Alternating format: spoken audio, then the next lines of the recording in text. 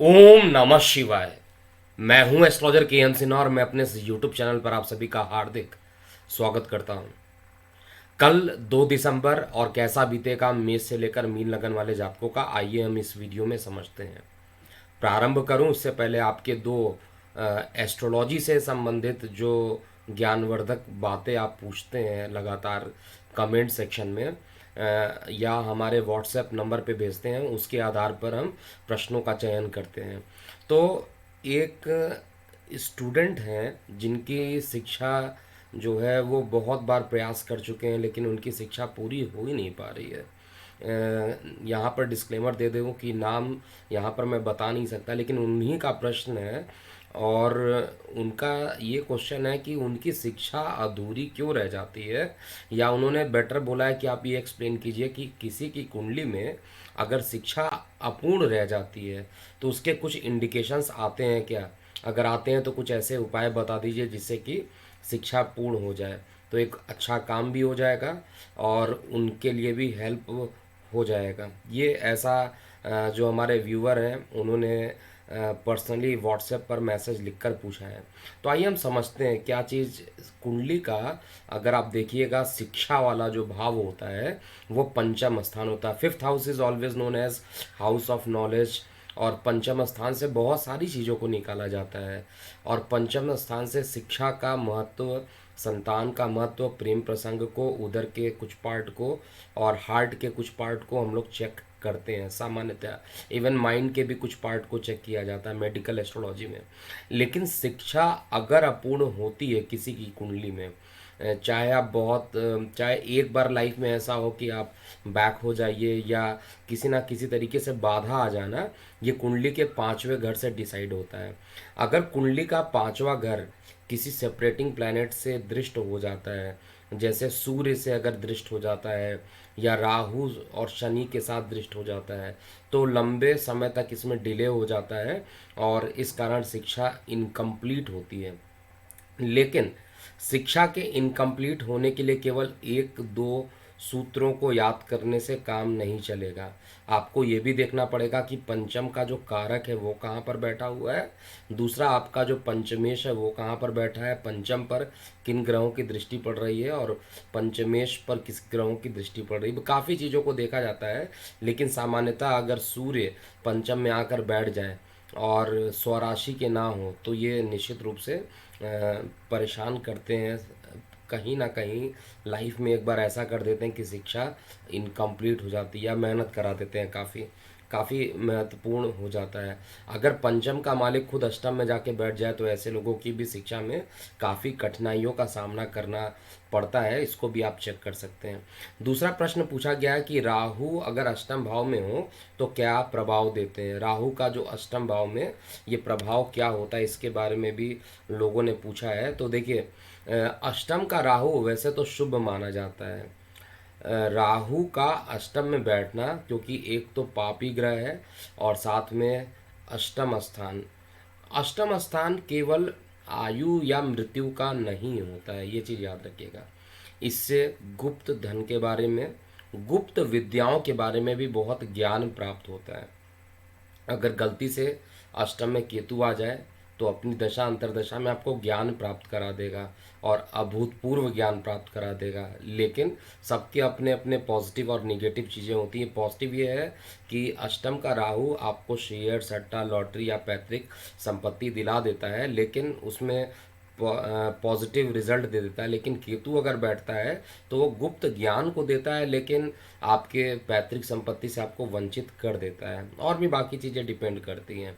तो ये दो प्रश्न थे जो आप लोगों के आज पूछे गए हैं।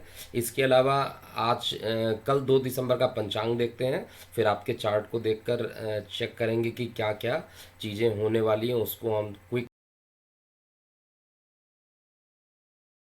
आइए कल का पंचांग देखते हैं। कल 2 दिसंबर 2021 और कृष्ण पक्ष त्रयोदशी रहेगा 8:30 बजे रात्रि तक। इसके बाद कृष्ण पक्ष चतुर्दशी स्टार्ट हो जाएगा।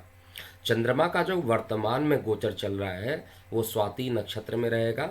आप देखिएगा, तुला राशि के अंदर चंद्रमा गोचर कर रहे हैं और तुला राशि के अंदर अगर आप देखिएगा तो चित्रा के तीसरे चरण और चौथे चरण को काउंट किया जाता है, विशाखा के पहले दूसरे तीसरे चरण को काउंट किया जाता है, और स्वाति नक्षत्र के चारों चरण को काउंट किया जाता है।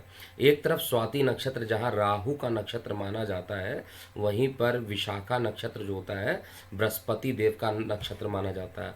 अब क्या होगा जब चंद्रमा का जो गोचर होगा राहु नक्षत्र से निकल के बृहस्पति के नक्षत्र में जब चंद्रमा जाएंगे तो क्या प्रभाव देंगे। कल का योग जो बन रहा है वो शोभन योग बन रहा है। इसके अलावा जो करण है वो वाणिज्य करण है, और दिशाशूल जो है पश्चिम है, और दोपहर 1 बजे से लेकर 2:30 बजे तक लगभग आप मान सकते हैं कि राहु काल का समय रहेगा। महत्वपूर्ण व्यवसाय को आरंभ अगर करना चाहते हैं तो कल का दिन अच्छा है। नए वस्त्रों को बनवाना चाहते हैं, पहनना चाहते हैं, और किसी भी प्रकार का कोई प्रॉमिस करना चाहते हैं, इन सभी प्रकार के सुखों के लिए अच्छा दिन कल का बीतेगा। और ये पंचांग प्रत्येक दिन 4 बजे अपलोड कर दिया जाता है हमारे कम्युनिटी पोस्ट में, तो जिनको देखना है वहाँ से भी आप चेक कर सकते हैं डिटेल में। फिलहाल कल का दिन कैसा बीतेगा मेष से लेकर मीन लगन वाले जातकों का, आइए हम समझते हैं। तो हम चार्ट ओपन कर लेते हैं। सबसे पहले जो चार्ट हम यहाँ पर ओपन करेंगे वो मेष लगन के लिए करेंगे। तो आइए हम मेष लगन से स्टार्ट करते हैं। देखिए मेष लगन आपको दिख रहा होगा कि यहाँ पर 1 नंबर अभी है। अब चार्ट आपको मेष लगन का दिख रहा होगा। यहाँ पर चंद्रमा का जो गोचर रहेगा आपके लगन से सप्तम स्थान पर रहेगा, और ये विशाखा नक्षत्र में 4:30 बजे के बाद पहुँचेंगे।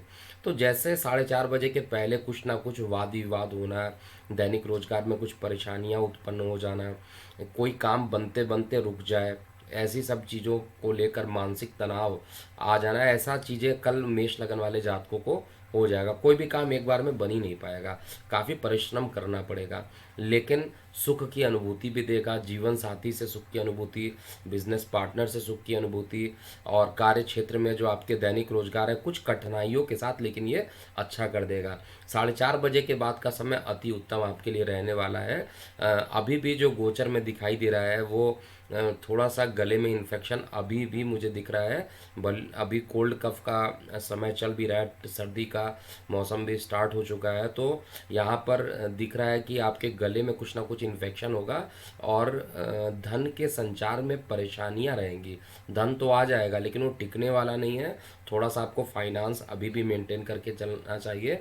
भाग्य का साथ भी कल के दिन बहुत मिलने वाला नहीं है, इसलिए शेयर सट्टा लॉटरी इत्यादि से एकदम दूर रहिए।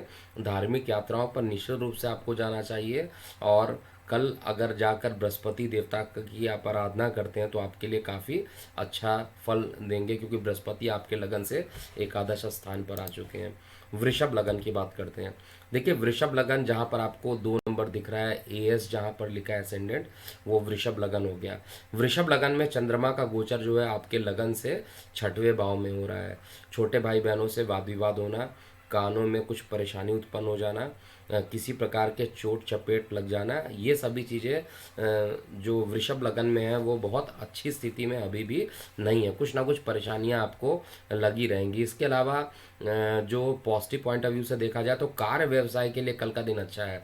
किसी ना किसी प्रकार के प्रोजेक्ट का मिलना, किसी ना किसी प्रकार के नए संसाधनों का उपयोग कर देना, अगर जो लोग लोन के लिए अप्लाई किए उनके पास लोन आ जाना, किसी फंड की व्यवस्था हो जाना, ये सब वृषभ लगन में कल के दिन देखने को मिल रहा है। लेकिन अभी भी वैवाहिक जीवन को लेकर चिंता का विषय है, और जो लोग किडनी डायलिसिस से पीड़ित हैं उनके लिए और भी परेशानी अभी भी रहेगा।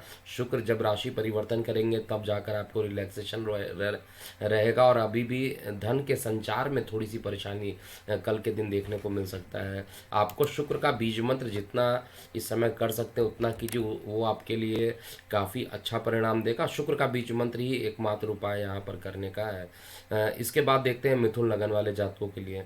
देखिए मिथुन लगन वाले जातकों के लिए कल का दिन भी सर्वश्रेष्ठ रहेगा। शेयर सट्टा लॉटरी में काफ़ी अच्छा समय बीतेगा, और पॉजिटिव फ्रंट पे आप रहेंगे। भाग्य का साथ मिलेगा। अकस्मात यात्राएं भी हो सकती हैं। यात्राएं थोड़ी सी थका देने वाली होंगी, लेकिन यात्राओं को करना चाहिए। यात्राएं करने से आपके कई प्रकार के रुके हुए कार्य के पूर्ण होने की संभावना भी मैं चेक कर पा रहा हूँ।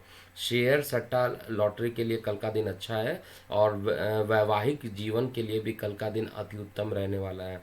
आपके जो लाइफ पार्टनर हैं इस समय पूरे तरीके से आपके साथ हर परिस्थितियों में साथ देंगे, और धन का जो रुका हुआ फ्लो था वो भी अब आपके पास आता हुआ दिखाई देगा। शत्रु इस समय आपसे भयभीत रहेंगे। टाइमिंग परफेक्ट चल रहा है मिथुन लगन वाले जातकों के लिए, और कहा जाता है जब अच्छा समय हो तो सारे कार्यों को पूर्ण कर लेना चाहिए। समय निश्चित रूप से अच्छा चल रहा है। अगर नए भूमि वाहन मकान को बनाना चाहते हैं तो देर मत कीजिए, ट्रांजिशन अभी एकदम परफेक्ट चल रहा है और आपको निश्चित रूप से इनिशिएटिव ले लेना चाहिए। इसके अलावा कर्क लगन की बात करते हैं तो कर्क लगन में चंद्रमा का जो गोचर रहेगा वो आपके लगन से चतुर्थ स्थान पर रहेगा, और बृहस्पति की राशि में 4:30 के बाद ये पहुंचेगा। तो यहाँ पर एक प्रकार से कार्य व्यवसाय को लेकर काफ़ी मेहनत लगी रहेगी इस समय। थोड़ा सा माइंड कन्फ्यूज़न में भी रहेगा कि क्या किया जाए ना किया जाए, लेकिन उसके बाद भी आपको अच्छा परिणाम मिलेगा। जितना ज़्यादा आप मेहनत यहाँ पर करेंगे उसका आउटपुट आपको उतना ही ज़्यादा आने वाले समय में मिलेगा। और समय खराब नहीं है कर्क लगन वाले जातकों के लिए।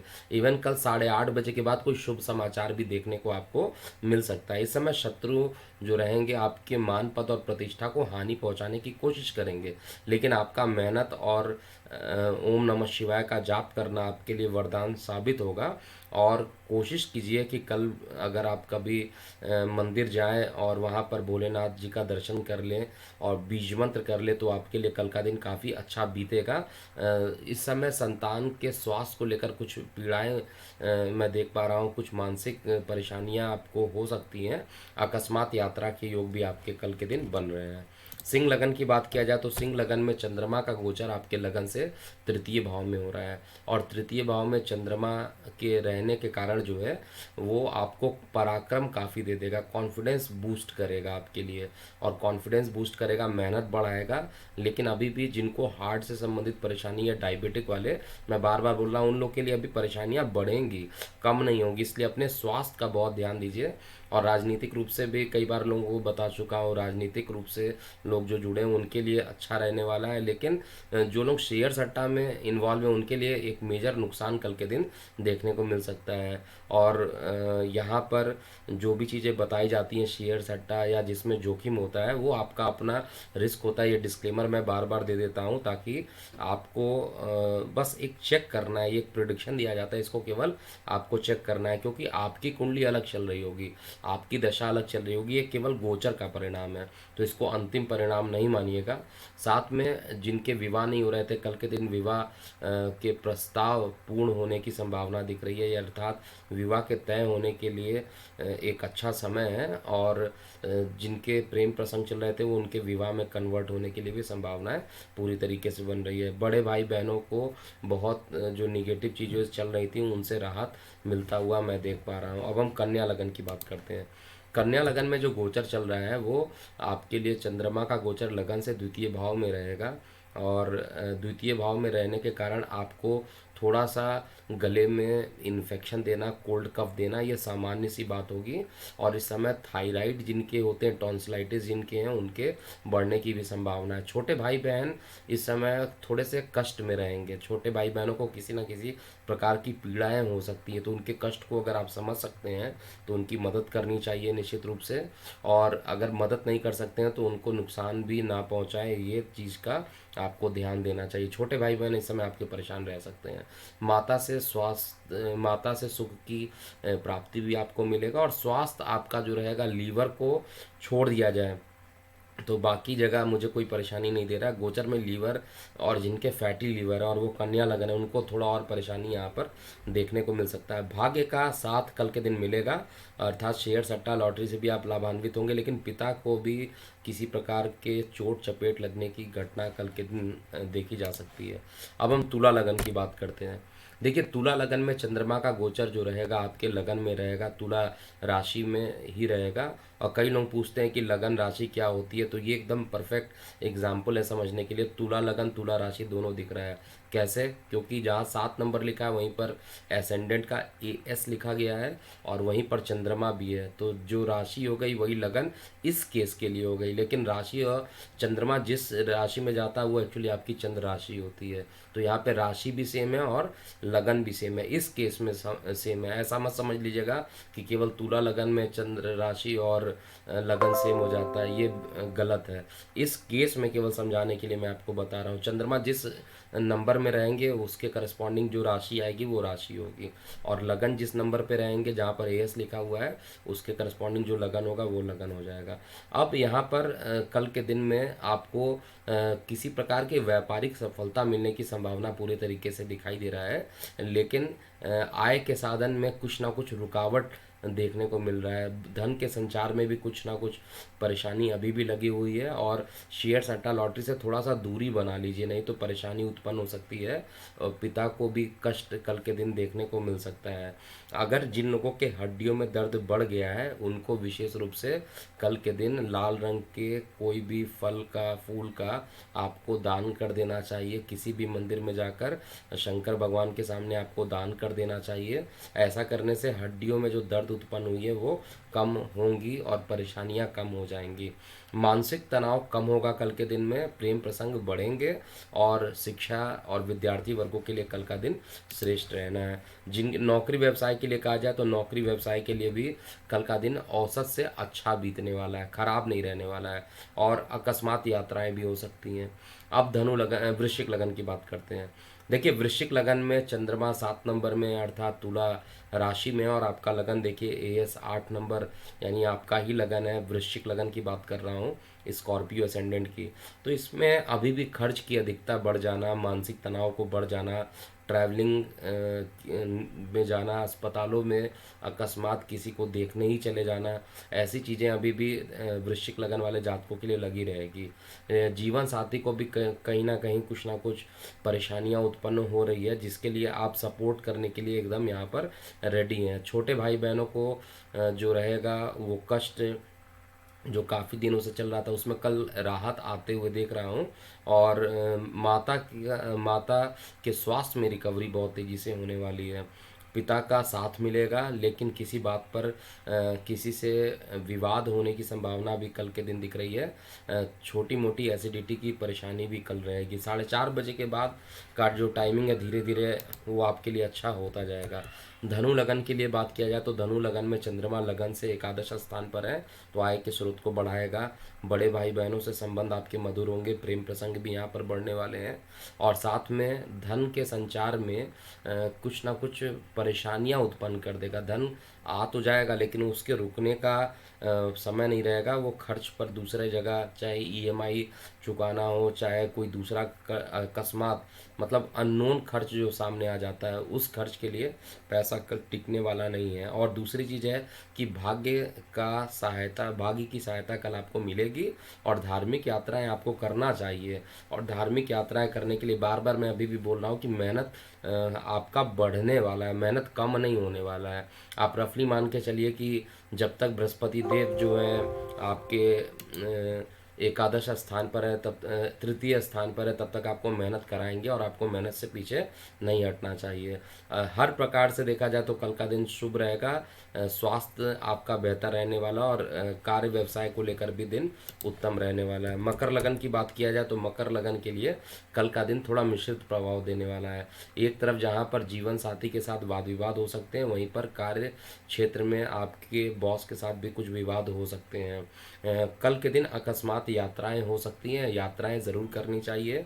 यात्राएं करने से आप लाभान्वित होंगे, और कोशिश कीजिए कि शनि मंदिर में अगर जाकर शनि भगवान का दर्शन कर लेते हैं तो आपके लिए काफ़ी अच्छा परिणाम देंगे। धन के लिए कल का दिन बहुत अच्छा नहीं है, और लीवर जिनके परेशान हैं, जिनकी किडनी में परेशानी है, उनके लिए भी कल का दिन बहुत अच्छा नहीं है। स्वास्थ्य के प्रति अभी भी सचेत रहने की ज़रूरत है। कुंभ लगन की बात किया जाए तो कुंभ लगन में कल का दिन जो है मिश्रित परिणाम देने वाला है।